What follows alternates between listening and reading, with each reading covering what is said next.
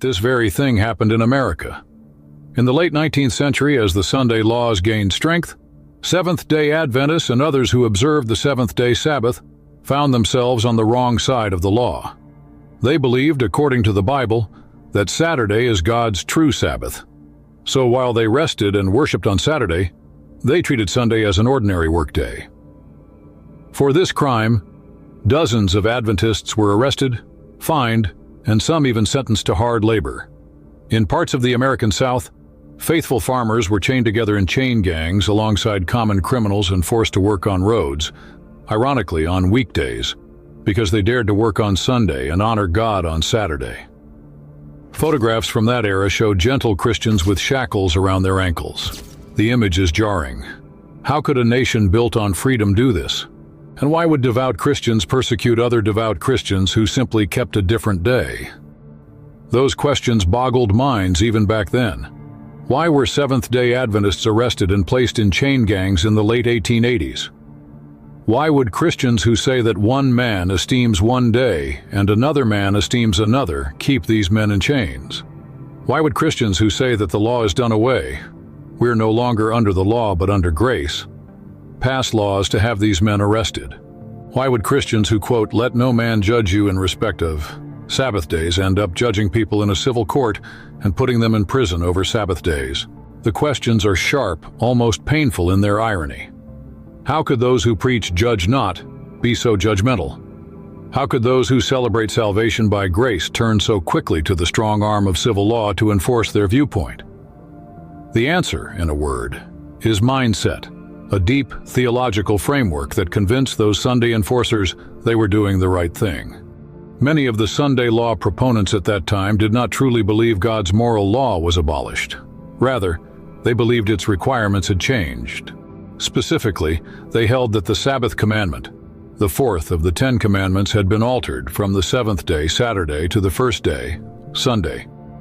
They viewed this change as a sacred truth that everyone ought to honor. In their hearts, they didn't see themselves as persecutors. They saw themselves as defenders of God's law, as they understood it, and protectors of society's moral fabric. So to them, an Adventist working on Sunday was not an innocent person exercising religious freedom. It was a lawbreaker defying the community's standards and, by extension, defying God.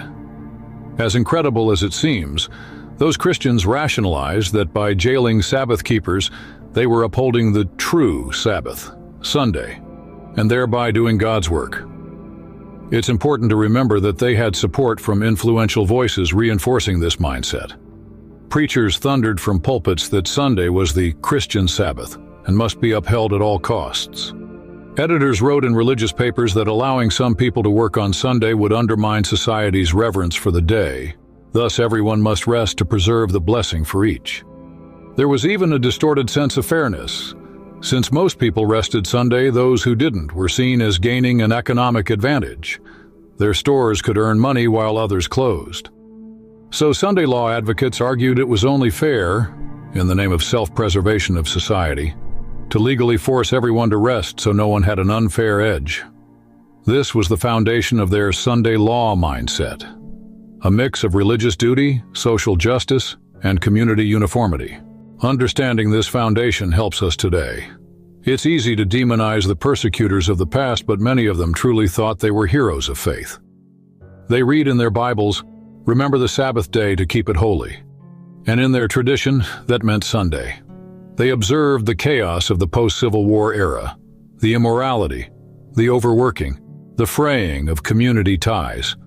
And they sincerely believed enforcing Sunday rest would heal the nation. Good intentions once again, but terribly misplaced. The kernel of their error was in assuming the right to compel. No matter how good an idea or practice is, the moment you enforce it with police and courts, you venture onto forbidden ground in God's eyes. One might ask, why bring up these old stories of Adventists and chain gangs now? Because that same mindset is reappearing. In recent times, we've heard prominent Christian voices hint that those who don't honor Sunday are part of the problem with America. They suggest maybe the country needs to get back to God by legally protecting Sunday again.